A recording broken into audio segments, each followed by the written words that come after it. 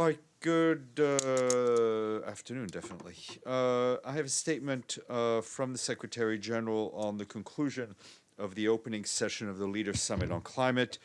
The Secretary General thanks President Biden for convening today's Leaders Summit. The commitments and actions announced provide a much-needed boost to our collective efforts to address the climate crisis ahead of the COP26 meeting in Glasgow later this year. The Secretary General welcomes the announcement of a new and enhanced national determined contributions, including by the United States of America, Canada, and Japan, the commitments of Brazil to achieve carbon neutrality by 2050, as well as the announcements by the Republic of Korea that it will end all external financing of coal and submit a more ambitious nationally determined contribution this year. The leadership of all major emitters will be critical to securing success at Glasgow. It is now urgent that all countries, especially other major emitters, present their 2030 climate plans well before COP26. The upcoming Petersburg Climate Dialogue, the Partnership for Green Growth, and the Global Goals Summit and the Summit for G7 leaders will be crucial moments for leaders to deliver vital climate finance commitments, especially on the $100 billion goal in support of developing countries' climate actions promised over a decade ago. The world will be watching carefully, particularly those already experiencing severe climate impacts and the ongoing economic crisis. Delivering on finance and adaptation is a prerequisite for success, and the Secretary General is encouraged by the announcements made today by President Biden. Today's summit shows the tide is turning for climate action, but there is still a long way to go. To avert a permanent climate catastrophe, we must now urgently build on the momentum delivered today in this make-or-break year for people and planet, the Secretary General said. He adds that he is looking forward to convening a leaders' summit in September to make that final push towards COP26. That statement, which will be in the first person, is being shared with you right now. And some of you may have seen that the Secretary General spoke at the summit earlier today. He said that we need a green planet, but the world is on red alert, and he called on leaders to take action by putting a price on carbon, ending subsidies for fossil fuel, ramping up investments in renewable energy and green infrastructure, as well as stopping the financing of coal and ensuring a just transition for affected people and communities. And he underscored that the pandemic cannot be used to continue polluting the planet, adding that we cannot burden future generations with the amount of debt on a broken planet. And as you know, today is International Mother Earth Day, and in his message, the Secretary General said we must end our war on nature and nurse it back to health. That means bold climate action, stronger steps to protect biodiversity, reducing pollution by building circular economies that drive down waste. He added that these steps will safeguard our only home and create millions of new jobs. On a related note, today also marks the entry into force of the Regional Agreement on Access to Information, Public Participation and Justice in Environmental Matters in Latin America and the Caribbean, also known as the Escazu Agreement. The agreement in Latin America and the Caribbean's first regional environmental treaty. It is also the first such treaty to include specific provisions on the protection and promotion of human rights defenders in environmental matters. In his message, the Secretary General said the Escazu Agreement, as entry into force, provides hope and inspiration and sets the stage for sustainable and resilient recovery. He commends Latin American and Caribbean states that have ratified the treaty and urges all countries to join it as soon as possible. Turning to Afghanistan, our mission in Afghanistan said today the UN envoy for Afghanistan, Deborah Lyons, has concluded several days of consultations in Doha with Afghan parties and international partners. They discussed the best way forward to strengthen and add impetus to intra-Afghan peace negotiations. The UN mission said there will be no pause in work to support the Afghan peace negotiations. We are continuing our engagement with both the Islamic Republic of Afghanistan and Taliban representatives to maintain a focus on the peace efforts and the path to a just and durable peace settlement.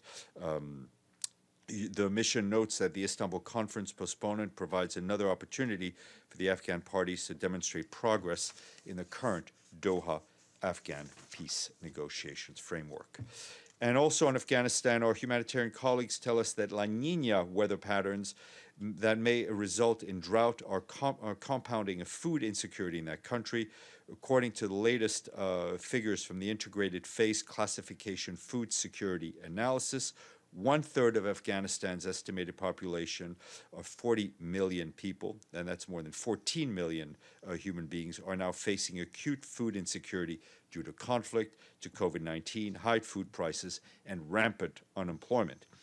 Out of this number, 4.2 million people are facing emergency food insecurity levels, requiring an urgent response to save lives and protect livelihoods. Our humanitarian colleagues tell us that while this represents a slight improvement in the food security situation, the full impact of low rainfall at the start of this year will be clearer later this year. In 2021, we, along with our humanitarian partners in Afghanistan, need $1.3 billion to help 15.7 million people of the 18.4 million people in need. Only 9% of the funding has been received so far, forcing some aid agencies to consider cutting back or even discontinuing critical activities. And also on the subject of food, but this time on Myanmar, the World Food Programme today said it will launch a new operation to reach up to 2 million vulnerable people in poor townships in the country's main cities and other areas where people have been recently uprooted. WFP says the triple impact of pre-existing poverty, COVID, and the current political crisis have led to hunger and desperation rising sharply in Myanmar. WFP says that estimates that within the next 6 months, up to 3.4 million people will be hungry. Despite the volatile situation, WFP has maintained its humanitarian assistance to internally displaced people and other vulnerable population impacted by the long-running conflicts in parts of Myanmar. In March, WFP reached 374,000 people in Chin, Kachin, and Rakhine, as well as northern Shan states. In the coming months, the number of people WFP assists in Myanmar will nearly triple from 1.3 to 3.3 million people. To do this, the agency urgently needs $106 million. And also on Myanmar, UN Women says the violence in the country, the political violence in the country, continues to take a deadly toll on women. More than 45 women and girls have reportedly been killed, the agency says, since the beginning of the coup. And the UN mission in Libya today expressed its concern regarding the current shutdown in oil production at the Marsa al-Hariga plant and indications that other shutdowns may be imminent. The uninterrupted production of oil remains a vital cornerstone to the economic and social and political stability in Libya. The mission says it's incumbent on all parties to ensure that the National Oil Corporation remains an independent, technocratic, and well-resourced institution, and to ensure the transparent and equitable management of resources to combat corruption. It added that Libya is also now emerging from a very costly conflict and that there are multiple urgent needs that should be addressed to improve the quality of life of Libyans throughout the country. And turning to Ukraine, I can tell you that a UN-organized humanitarian convoy today delivered 23 tons of hygiene items to the Donetsk Oblast through the Novotroitsk crossing point. This is the second UN convoy through that crossing point, which is the only operational one in the Donetsk Oblast since it reopened for delivery of humanitarian cargo on April 15th. The crossing point was closed for humanitarian cargo movement from the 24th of February to the 15th of April due to security concerns. Some 1.67 million people need humanitarian assistance in non-government controlled areas of Donetsk and Luhansk. The elderly, people with disabilities, households headed by women and children are among the most vulnerable. Restrictions on humanitarian access to non-government controlled areas have a direct impact on our capacity to help people in need.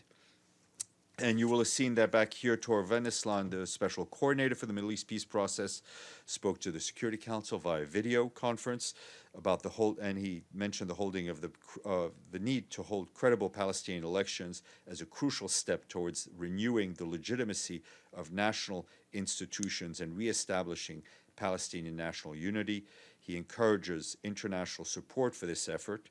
He noted that the UN is engaged regularly with the Palestinian parties and the Central Electoral Commission to facilitate preparations for the elections and will continue its support for the election process, adding that he is seriously concerned about the significant rise in COVID-19 cases in Gaza.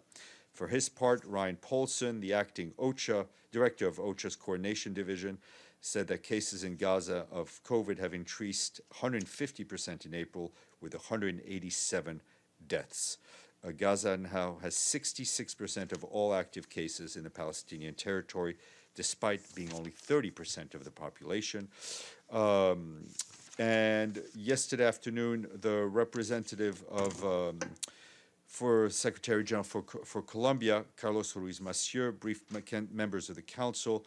He said that the fifth year of implementation of the peace agreement is now essential, that all parties remain committed to building achievements made to resolve pending challenges and move forward with the support of all actors in Colombian society in solving structural problems, particularly considering the challenges of overcoming the pandemic. He also called on a cessation of hostilities to help advance political recovery, saying we have seen the positive impact that these gestures can have on the lives of vulnerable community in conflict-impacted areas. Today is the International Girls in ICT Day. In his message, Secretary General said that information and communication technologies have been invaluable during the pandemic. They help us to stay connected and provide vital services. However, he said half of the world is still offline, and most of those who lack access to digital technology are women and girls in developing countries. He said that making these technologies available to all is an essential part of building back better. And this morning, the Secretary General delivered remarks at the GA's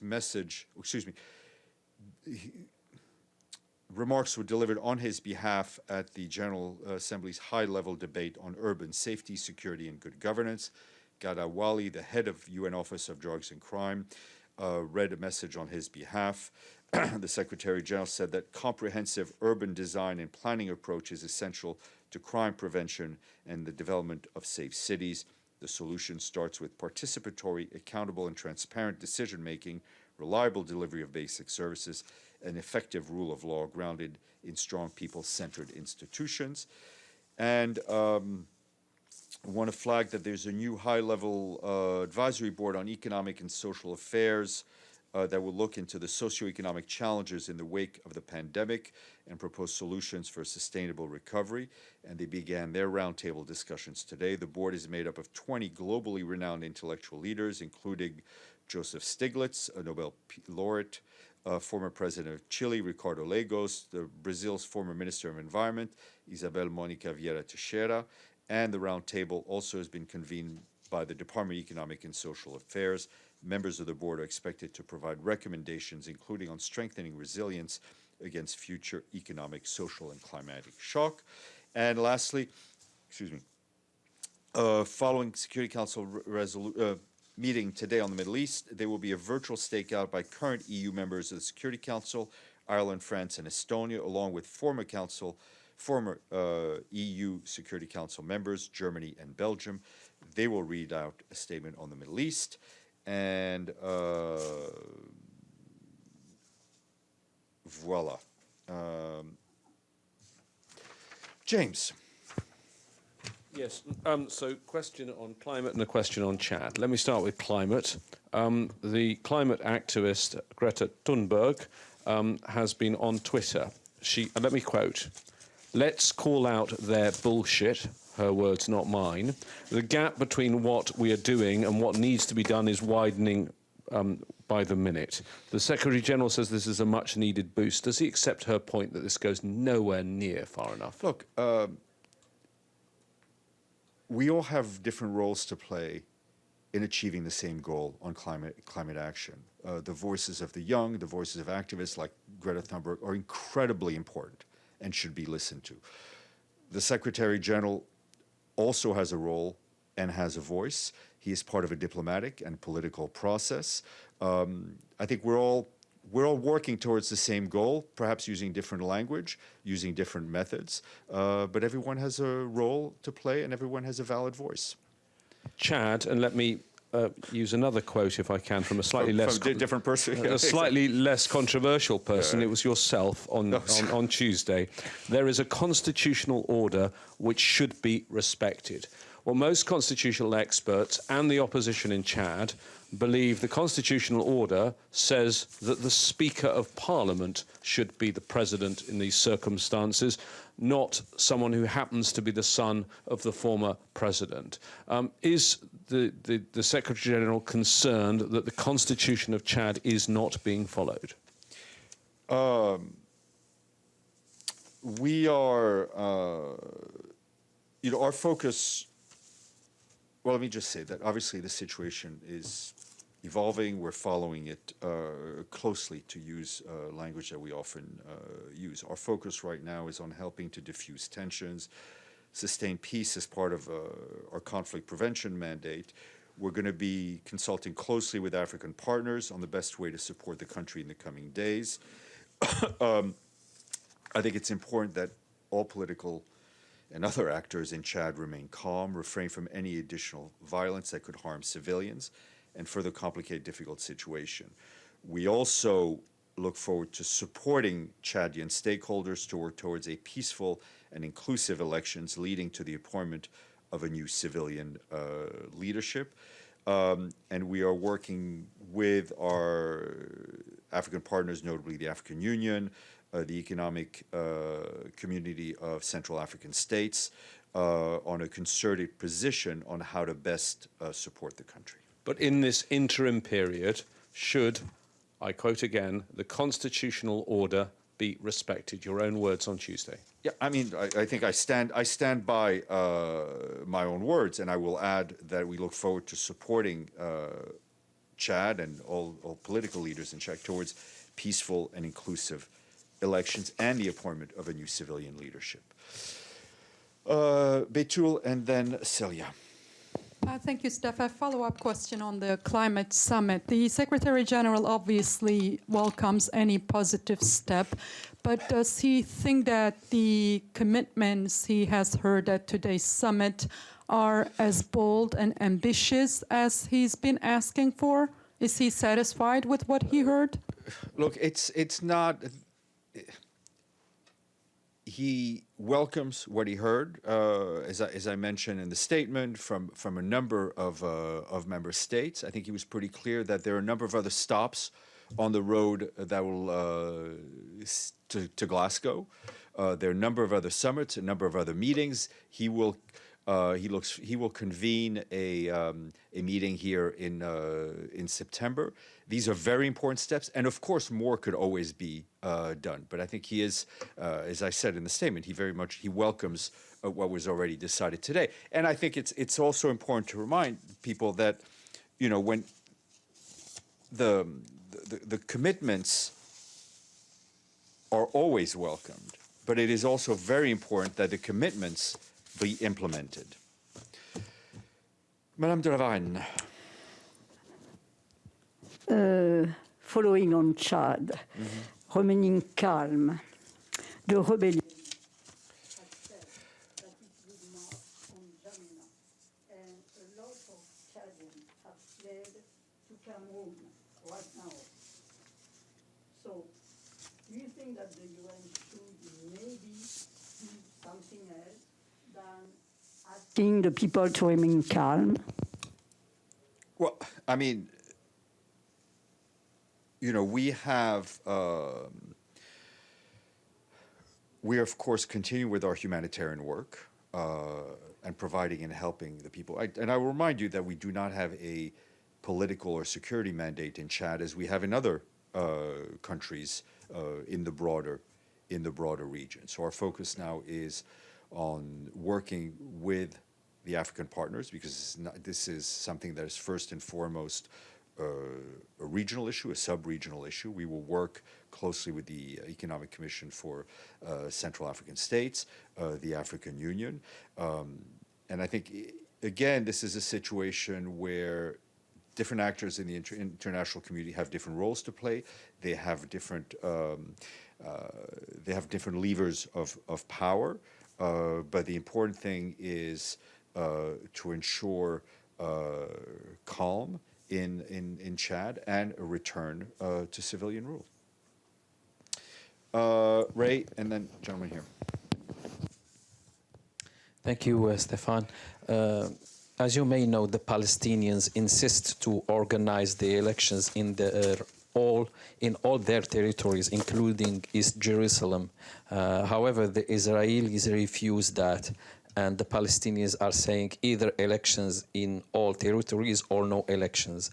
Any comment on that? Well, I mean, I would refer you back to what Mr. Van der Slaan said very clearly in his remarks to Security Council not too long ago, is that it is very important that Palestinians in all parts of the occupied Palestinian territory are able to participate in this very important democratic process.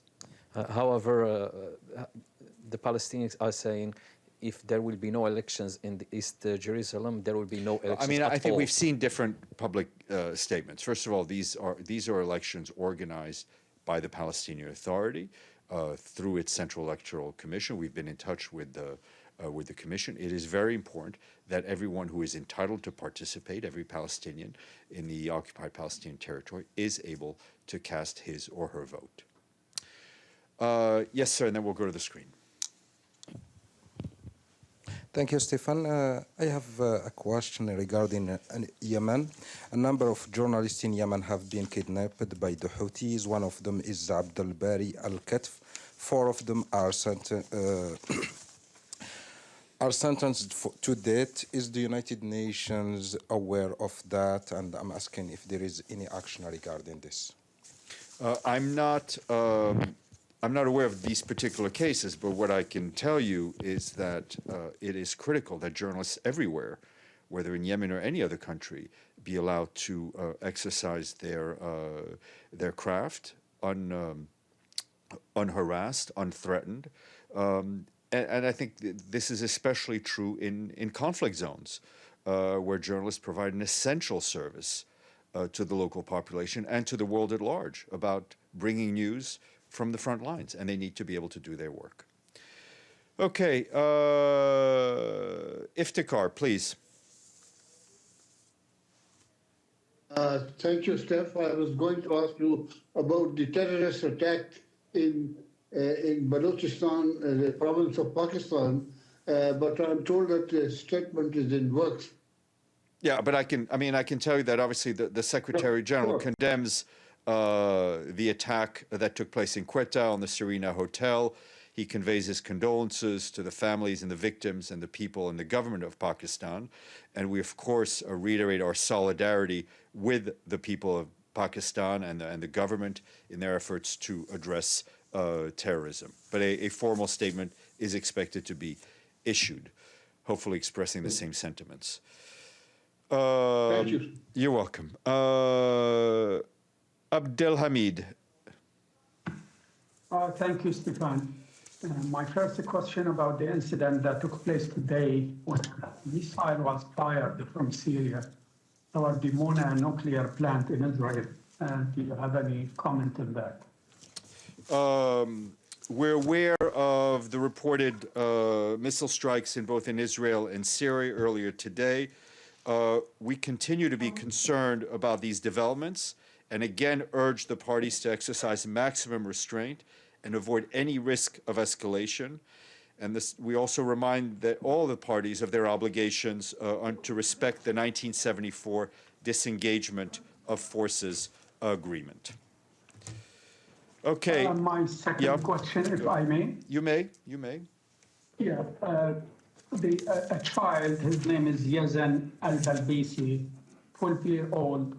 He was arrested yesterday in the gates of Jerusalem called Damascus Gate. Is Mr. Westland aware of this incident? I can check. Toby and then Rick Gladstone. Thanks, Steph. 2 questions for you today. First one on the climate. Everybody's talking about price on carbon, carbon tax, some agreement on what this pricing scheme is going to be that will affect producers and consumers. Where is the UN handbook on the UN's position on what this pricing mechanism should be, since this looks like where we're going? Is there something definitive on that, and where can we find it? That's a technical question which I need to give you a technical answer on. I don't have the intellectual capacity to answer that question offhand. Okay, and second is just a small question on Libya, on the National Oil Corporation, which the UN says needs to be technocratic. That's an interesting word, technocratic. What does it specifically mean in the context of Libya? Technocratic means free of political interference. That entity is critical to the Libyan economy in the immediate. It needs to be run in a way that is free from political, or any other interference.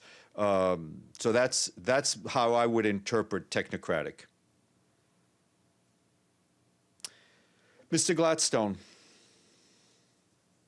Thank you, Stéphane. Apologies if this question has been raised before recently. We and maybe others reported that President Biden announced on Saturday that the United States is now going to consider the events more than 100 years ago, the 1.5 million Armenians who were killed during the collapse of the Ottoman Empire, be a genocide.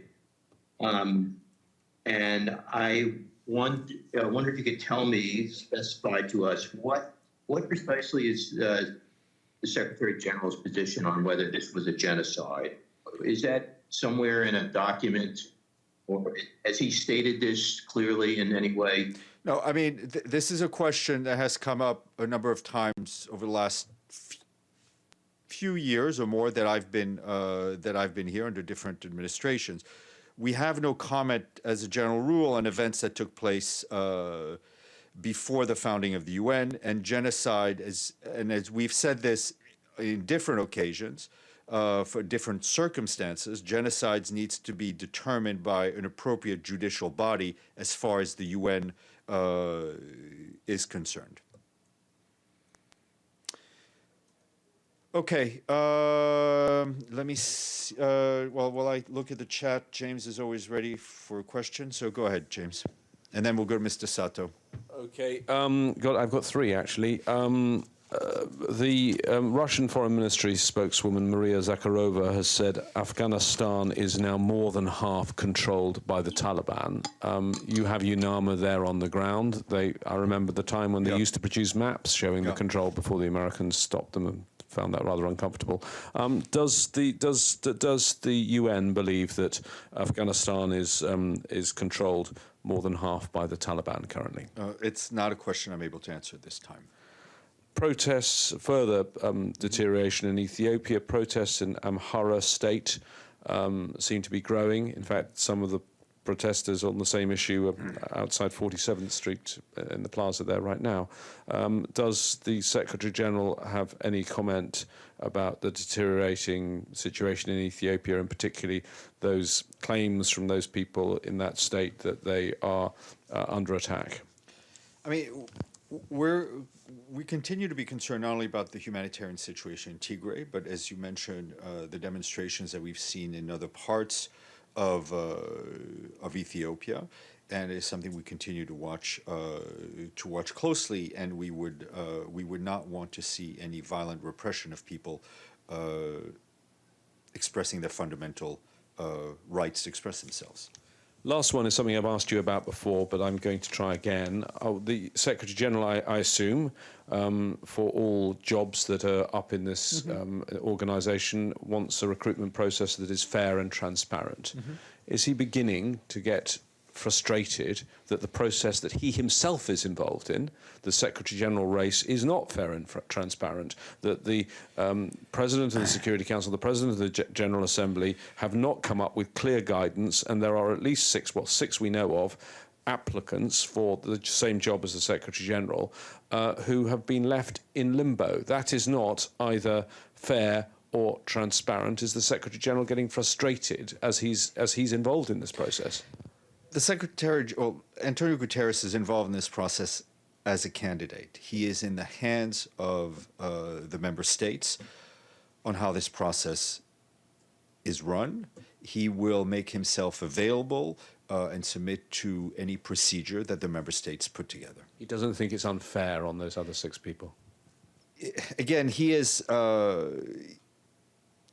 candidate. He is a man who has run for election throughout his 40-year plus of career, and he is always open to running in competitions where others are present. But it is not his process. Okay, Mr. Sato and then Li Ling. Thank you, Stéphane. My question on Myanmar to you. Do you have any update on the Special Envoy Wagner's move? Has she already reached in the Jakarta? If so, is there any schedule for her to have any bilateral or some other format of the meeting? And also, you just announced the food insecurity situation is very severe in Myanmar. Does WFP have any some objection or some difficulty in access to the humanitarian assistance to the regions? Well, we had humanitarian access in different parts of Myanmar was a challenge even before. It remains a challenge. Though I think, as I've said, WFP was able to deliver food in a number of states. It is important to underscore again the fact that the UN is continuing to the best of its ability its very important humanitarian operations in Myanmar, and we will continue. Will continue to do so. In March alone, I think WFP, as I mentioned, reached over 370,000 people in different states. So we're trying to overcome any obstacles that may be there, but we are able to reach some of the people that need assistance. One of the major hurdles in Myanmar, as it is in a lot of other places, is the lack of funds and the fact that these humanitarian appeals are critically and chronically underfunded. On Ms. Schragner-Bergener, she's expected in Jakarta over the weekend. I don't know if she'll get there likely tomorrow. We'll double check. She'll be having meetings on the sidelines of the ASEAN meeting. She will not be participating officially in the meeting. I think as she has meetings, we'll be able to update you, but I don't want to prejudge who she will be able to meet. Li Ling. Thank you, Stéphane. My question is also on Myanmar. Now, can you give us an update on what exactly the Secretary General hopes will come out of this summit on Saturday? And realistically speaking, how much is really riding on ASEAN's role at the structure to resolve the crisis? I heard about every third word, but I'm guessing what your question was. The Secretary General is hopeful of a very strong, unified voice from ASEAN. ASEAN as a unit has a very important role to play in helping us achieve the goal that we all want, which is a return to civilian rule in Myanmar. Different ASEAN countries individually also have important voices and important roles to play. So we hope to see a strong message come out of the meeting. Okay, thank you all. I will leave you now in the hands of Mr. Varma.